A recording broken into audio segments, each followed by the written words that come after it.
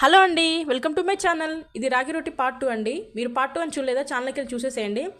అలా మనం ముద్దలాగా చేసుకున్న పిండిని చిన్న చిన్న ఉండలాగా చేసుకొని ఇలాంటి పేపర్ పైన ఒత్తేసుకోవడమే.